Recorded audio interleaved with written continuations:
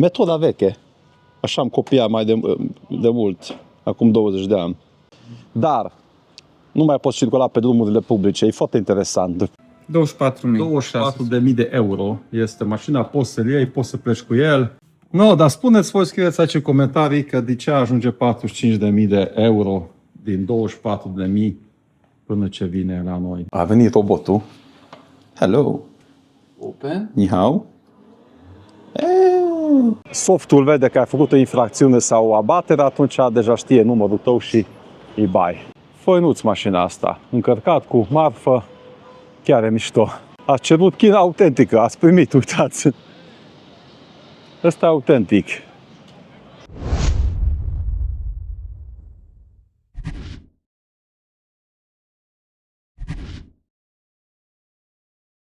Bună dimineața, prieteni! Tot din camera de hotel.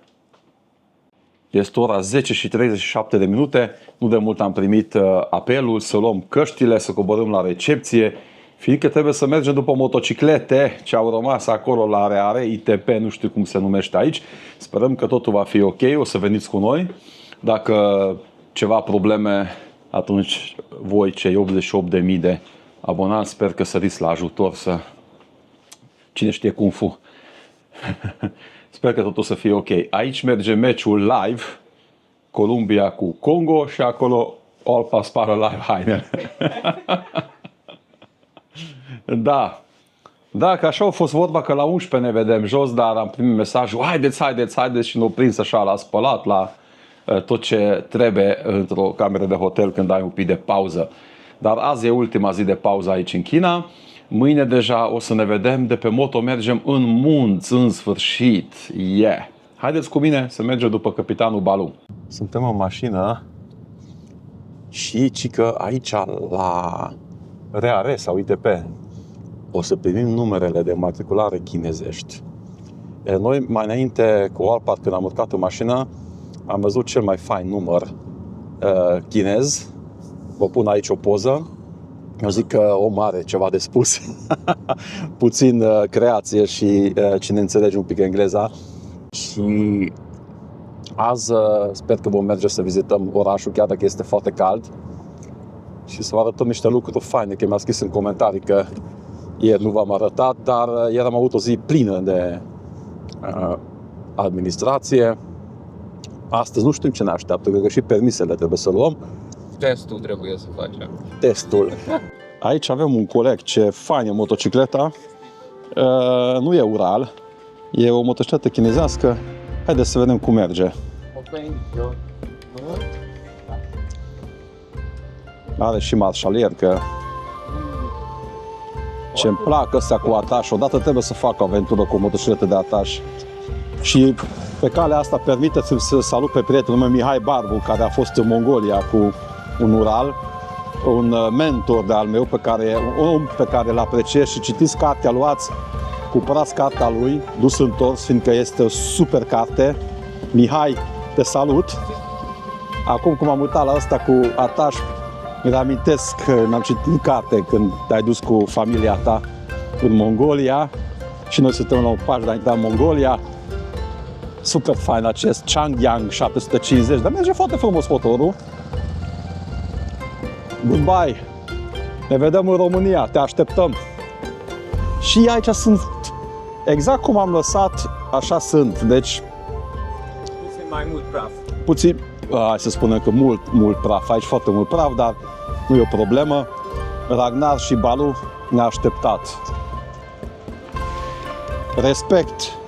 Când au văzut chinezii, zic, mă, ăștia au venit de departe. Încă nu sunt puse numerele chinezești, ăsta arată mult mai bine, Neo și Alp.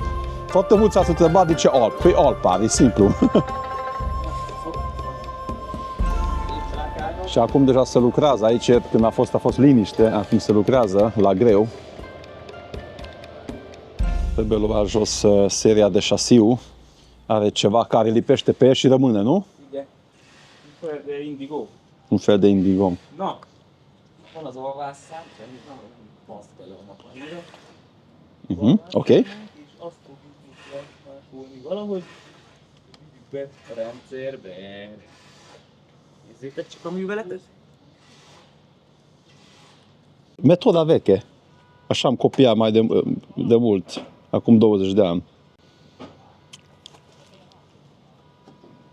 Acum se ia jos și de pe Norden, Siria. Deci vedeți, cum am spus și în vlogurile de acum 2 zile, puteți intra în China. Deci la vamă nu te întreabă nimeni dacă ai agenție, nu te întreabă nimeni dacă ai permis chinez, nu te întreabă nimeni. Deci de la vamă poți să treci fără să iei contact cu agenție. Deci sincer, nimeni nu ne-a întrebat. Dar nu mai poți circula pe drumurile publice. E foarte interesant. Deci poți să vii până aici, că suntem la 1 kilometru de graniță. Așa știu că la 50 de kilometri în periferie poți circula, dar dacă să intri mai departe trebuie, cum ați văzut procedura, acum suntem aici la autoritate, se ia jos numărul de șasiu și o să primim probabil plăcuțele. Deci în China, că aici foarte, foarte mulți ați întrebat, în China puteți circula, dar cu permis chinez, care urmează să luăm, și plăcuțele. Cum puteți să faceți asta? Luați legătura cu agenție, vă las aici pe ecran, agenție care ne ajută pe noi, agenție din 2004, este foarte serioasă, vă recomand. Probabil că și noi am găsit agenții mai ieftine, dar foarte mulți au spus că să avem grijă, nu neapărat de țepe, dar cum am spus, procedura asta poate dura de la 3 zile până la 7 zile. Ei, cum sunt agenție veche, rezolvă în 3 zile, dar s-ar putea să găsiți o agenție mai slăbuță, mai începătoare și stați 7 zile numai aici în Corus. Știu, ați spus foarte mult că nu merită 2500 de euro pe persoană să intri 11 zile în China, să te dai cu moto, fiindcă dacă vii cu avionul normal, că nu te costă la jumătate preț, dar dacă tot am fost aici, este o ocazie unică, de aceea nu vin foarte mulți români cu motocicleta în China. Probabil că se va ieftini și chestia asta, că acum de câțiva ani s-a dat drumul, deci acum 2-3 ani nici nu puteai să vii. Acum s-a dat drumul, probabil că peste 2-3 ani va fi mult mai simplu, sperăm. Dar este ceva fain, chiar dacă costă bani, odată trăim, am spus, asta este. Dacă dorești să achiziționezi echipamente și accesori moto, îți recomand motomus.ro. Aplicând codul de promoție NEO, vei beneficia automat de reducere. Bye bye! Am întâlnit aici cu niște motocicliști. Am obținut permisul de conducere chinez și plăcuța. O să vă arăt când ajungem la hotel, că a zis ghidul să mergem, că avem treabă, așa că n-am mai putut filma, dar am permis de conducere chinez valabil cred că pe o jumătate de an, că atâta aș putea să stau legal în țară. Pot să conduc, cred că și o mașină, nu numai motocicleta mea. Asta nu știu, dar o să întreb și vă comunic. Dar sunt enorm de bucuros. Am primit și numerele de matriculare. Nu așa am primit cum am gândit eu că o să punem pe motocicletă. Au zis că nu, cu NEO o să circulăm. Într-un fel mă bucur, dar avem ca și un buletin românesc, așa de mare este plăcuța și trebuie să ținem permanent la noi în buzunar.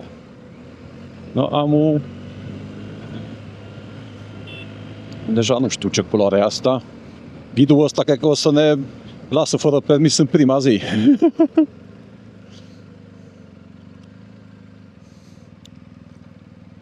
O să spunem să fie atent la semafoare când merge, să trecem și noi pe verde. Și în fața mea vedeți navigația chineză Amaps, care este un fel de Google Maps al lor și merge foarte fain, arată, uitați, limitarea de viteză, arată dacă va fi trecere de pieton, arată câte minute mai sunt apoi din roșu la semafor, deci ăsta e foarte interesant. Uite, te bagă pe 3D, deci ce fain se vede navigația, ia! Deci arată că semaforul din față roșu, 4, 3, 2 și se face verde, deci incredibil! Uite, arată că e verde 33 de secunde. Deci poți să vezi din navigație. Nu știu dacă voi vedeți, încerc să fiu așa. Uite ce fain arată. Ok, acum nu mai putem, vedeți? Arată că e galben în stânga. Orpar! Uite ce fain arată navigația! Dar uite, arată 15 secunde, mai sunt număr înapoi, semaforul. Uite, arată că 9 în stânga, vezi? A venit de acolo așa de fain se vede. Super, uite ce tare se vede, hei, deci e incredibil. Google de ce nu poate să facă așa ceva? Google-ul, care îmi place mie, că a lui e și YouTube-ul și sunt chiar fan. Dar e foarte mișto.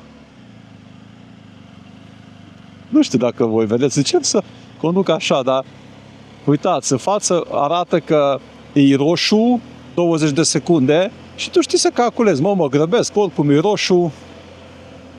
Și arată și semaforul de după. Deci vezi 2 semafoare deja pe drumul ăsta. Să mai spună cineva că ăștia mănâncă pisici și nu știu ce, că sunt rămași în urmă. Uite, s-a făcut verde, arată. AMAP, e navigația lor, de fapt Google-ul lor. Uite, și văd, 11, exact fix arată cât arată pe semafor, cât e verde. Mișto. Păcat că nu merge în România. Aș folosi dar ăsta. Sau în Europa. Mișto, mișto, mișto. Și aici e hotelul. Deja știu pe de rost drumul. Îți arată câte benzi ai. Îți arată și banda pentru bicicliști.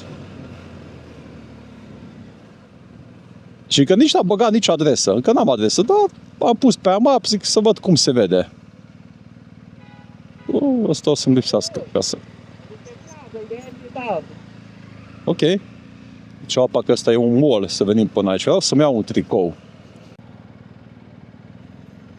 Opa! Barieră!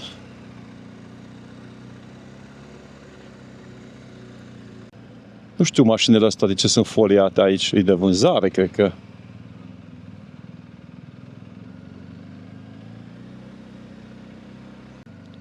Și jeturul ăsta. Ăsta e jetur electric, ia. Ce fain, vreau și eu.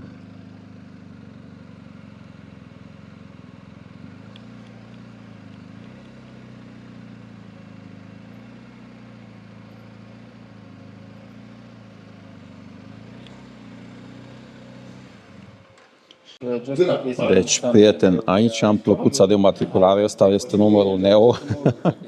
Aici ai permisul de conducere și am primit și un sticker de la agenție. Deci super fain.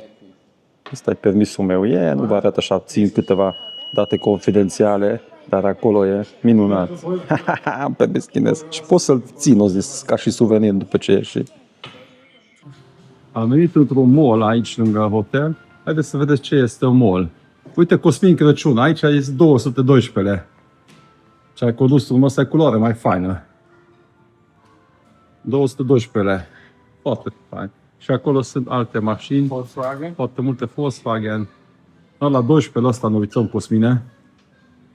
Haideți să vedem. Mișto. Mai fain. Cât e? 40.000 de euro, am înțeles că costă în România cu taxe, cu tot. Chiar e mișto. No, prieten, am întrebat de la domnișoara foarte drăguță cât e. 24.000 de euro este mașina, poți să-l iei, poți să pleci cu el. Acum cumpăr una, cred că. 24.000 ce aș da, la noi ajunge 45, deci... No zil. Gagica știe pe rusă. Răzmaia, mă, gaite. Zi, E foarte tare, mă. Foarte tare, da. Am, Uite ce... Simt ca să stau într-un Jeep Wrangler după bord. No, dar spuneți voi, scrieți aici în comentarii că de ce ajunge 45.000 de euro din 24.000 până ce vine la noi. Ăsta e crazy un pic în Europa. Calitatea materialelor este foarte faină. Automat. Și mirosul, mașină nouă, Mașina nouă. cu butoane reale, Da, nu virtual. nu virtual. Nu, fain, chiar e fain. Aici este una pe culoare neagră. Și aici avem alte mărci, nu cunosc, dar super faine. Cosmine, când ai testat, Cosmin Crăciun, și a zis că mai tare de Dusterul, deci mult mai tare. E un mare, e un mult mai fain decât Dusterul. Mult mai, nu, incomparabil ca și Dacia, deci incomparabil.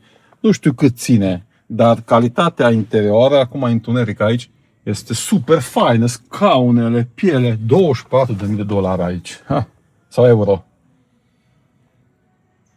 Scrieți voi în comentarii ce credeți despre 212, dar aici, stând în el, e o mașină extraordinară. Și fața asta ce? Bine, culoarea asta e foarte tare. Și uitați, ăsta cu snorker, și ăsta costă 24.000 de euro. Ăsta e un mai, cu roțile, dacă vedeți, e incomparabil cu ăsta. Ăsta e mai clasic, ăsta mai ieftin. Are piele. Deci modelul ăsta, vedeți și fața, bara arată mult mai tare. Deci modelul ăsta costă... Are și trolibă, ai văzut? Da, asta spun. Și ăsta costă 24.000 de euro și vezi, are și snorker. Da, snorkel, camere. Da, ăsta e mai basic. Vezi? Are și troli incorporat. Nu. Și haideți să vă arăt și spatele, că diferă. Vedeți, ăsta are o roată de rezervă de adventure și bara. Ăsta e un pic diferență. Uitați ce marcă am cumpărat, nu Rolf Lauren, ci Paulo Pedro. Pedro. Trebuie să iau un tricou și așa că am găsit. Cine mai are în România Paulo Pedro, scrie aici în comentarii. Cred că tu ești primul YouTuber în China cu marca asta. Foarte fain a fost, ieftin și bun.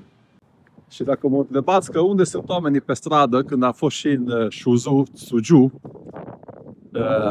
oamenii lucrează. Noi suntem obișnuiți că la ora 1:39 orașul e plin, dar aici nu, oamenii lucrează. După masă e nebunie când ies de la lucru. Dar uitați acum ce liniște și pace. Și mall-ul era gol. Suntem în camera de hotel, este ora 5, afară încă este foarte cald, încă nu ieșim să ne plimbăm, să vizităm orașul, dar totuși ne foame, că na, e ora 5 și am mâncat la dimineață și am văzut și încă nu v-am arătat, dar am filmat, cred că am pus pe Facebook, că este acel robot care v-am arătat și anul trecut în Shanghai. Ce faci? Călătorești cu mine, robotule? Mi-a ținut liftul acest robot. Vorbește, duce mâncare sus. Nu știu unde pe. La 18 merge. Dar cum ai apăsat tu 18? Că nu te-am văzut. Are ceva senzor, cred că, și citește că trebuie să coboare la etajul 18. Nu, hai să te văd. Știi că tu cobori primul sau eu cobor primul? Hai să vedem. Uite că arată aici că trebuie să coboare la 18 și uite, știe că acum trebuie să coboare. Du-te, vezi că încă ușa nu s-a deschis. Nu fugi. Să fii iubit. Ciao. Ne vedem mai târziu. Fiecare hotel are acel roboțel, așa că am coborât la recepție, am comandat mâncare și acum așteptăm robotul să ducă sus. Nu știm dacă bate la ușă, sună sau strigă sau plânge în fața ușii. Sunt foarte curios, suntem de fapt foarte curioși amândoi cu Alpar. Da, sper că surprindem când bate la ușă sau sună. Stăm cu camerele pe mână să vedem cum e să comanzi mâncare și aduce robotul sus în cameră. Sunteți curioși? O să vă arătăm și ce mâncăm. A venit robotul. Hello. Open. Ni hao. Sora. Ciao. Robot. Vezi melete. No, ok. Și acum pleci? Du-te. Megy magától is, de be tudom zárni. Închide. Close. Să fii cu minte, să nu aud ceva.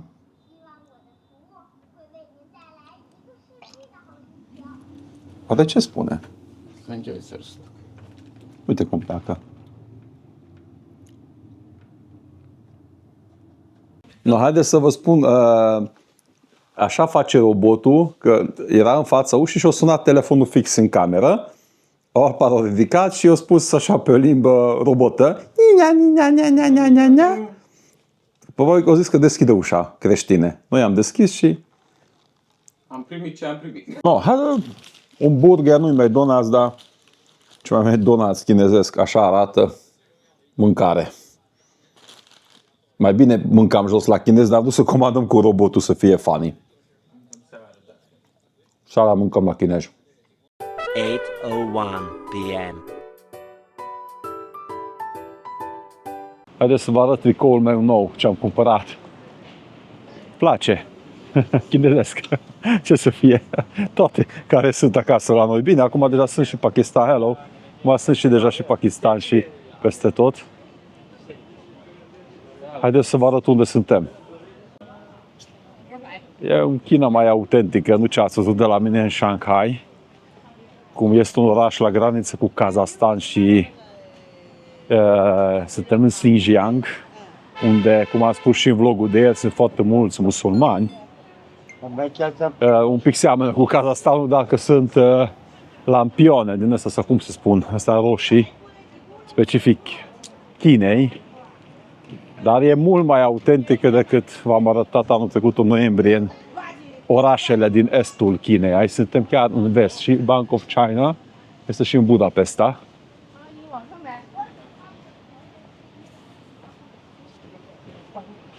O șapcă, dacă dorește cineva, ieftin și bun.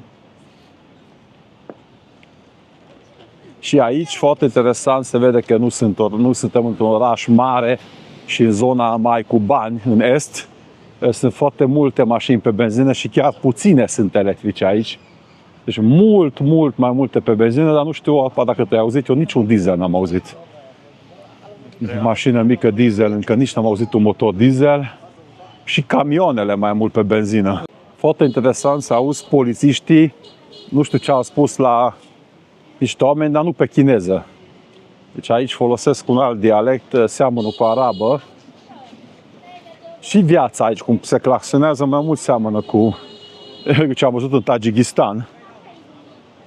De aceea mă bucur că vedem și partea asta Chinei.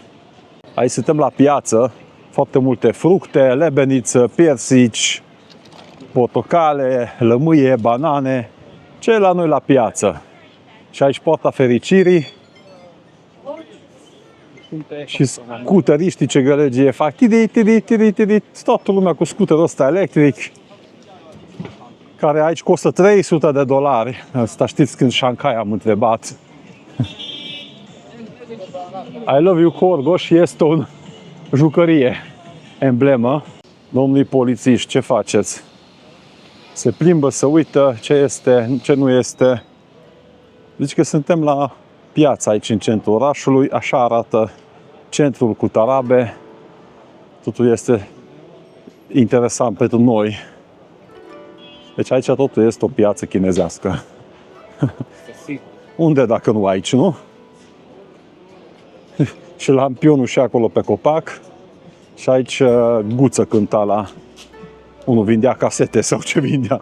CD-uri. Aici, uite, casetofoane, boxe, fii atenți. Deci dacă ne uităm acolo, clădirile chiar e autentic chinezesc, cu scrisurile ce scrie pe clădiri, uitați.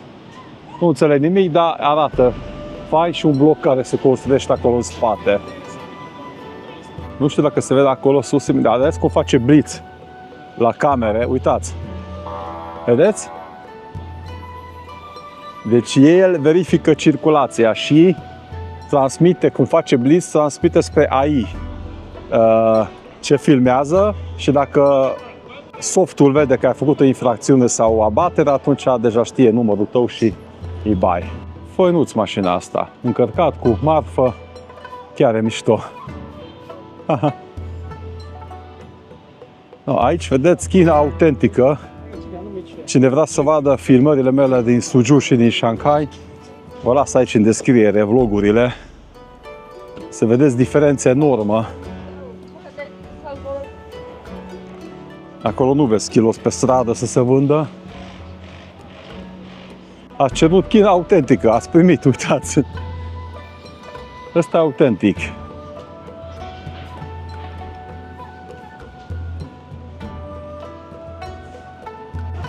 Deci aici totul este pe băț. Jos carne, dulciuri, brocoli, totul e tras pe băț și se prăjește. E cel mai simplu. Poftiți, poftiți la masă. Și la pantofi. Am o senzație de dragonul roșu din București. Numai se vorbește mai mult chineză. Și așa se vede orașul de la etajul 21 de la hotel. Orașul ce am văzut azi, acolo este undeva unde ne-am plimbat, pietonalul. Da, și acolo sunt mașinile. Și cu vederea asta din spate, mulțumesc că ați urmărit și vlogul de ziua de azi. A fost mai mult un vlog din nou administrativ, trebuia să mergem după motociclete, ați văzut. Am mai discutat foarte mult cu ghidul nostru. Voi ați văzut doar o parte, cam 20-25 de minute, dar credeți-mă că am avut un zi intens. Acum deja este ora 21 și 45 de minute. Mă apuc să editez vlogul, fiindcă mâine deja plecăm. Deci atât a fost în acest oraș micuț, un oraș de 100.000 de locuitori, e micuț aici în China. Deci atât a fost șederea noastră aici și mâine începe aventura adevărată. Deja mâine vom intra în munți, vom vizita un lac super frumos. Așa cred că o să dormim în iurtă mâine seară sau la ceva autentic. Deci mâine deja ne urcăm pe motoare și vine aventura ce vă place vouă. Din păcate, în aceste 3 zile trebuia să rezolvăm aceste lucruri. Fac parte din aventură, nici nouă nu ne-a plăcut. Am stat în hotel, ne-am dus, ne-au sunat, deci nu puteam să plecăm nici prea departe, să ne plimbăm, fiindcă tot timpul îmi trimitea mesaj ghidul, hai că trebuie să mergem să semnăm aici, haideți acolo. Deci, din păcate, da, cum am spus, face parte din aventură.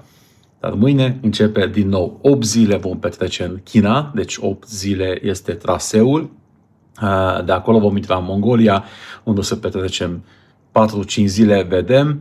Și după aceea vom intra din nou în Federația Rusă, în Siberia deja. O să mergem până la Novosibirsk, în munții Altai, pe malul râului Katun, deci o zonă foarte faină. Da, deci rămâneți cu mine aici, vin musafiri în hotel, rămâneți cu mine. O să fie super fain. Și dacă mai aveți un pic de timp, mergeți pe pagina mea pe Aticioatila, unde știți că tot timpul susținesc produse noi, merchandise noi și până ăsta susțineți pagina mea de YouTube și Aventura. Bă, câți chinezi au venit? Păi în China numai chinezi vin. Și mulțumim frumos pentru susținerea voastră, sunteți fantastici. Eu vă las că ăștia sar pe mine imediat. Au plecat. Numai 2 erau foarte gălăgioși. Foarte gălăgioși sunt oamenii ăștia, dar nu-i problemă. Deci mulțumesc pentru susținerea voastră, mulțumesc că sunteți aici și mâine începe din nou aventura. Rock and roll, baby! Să rămână!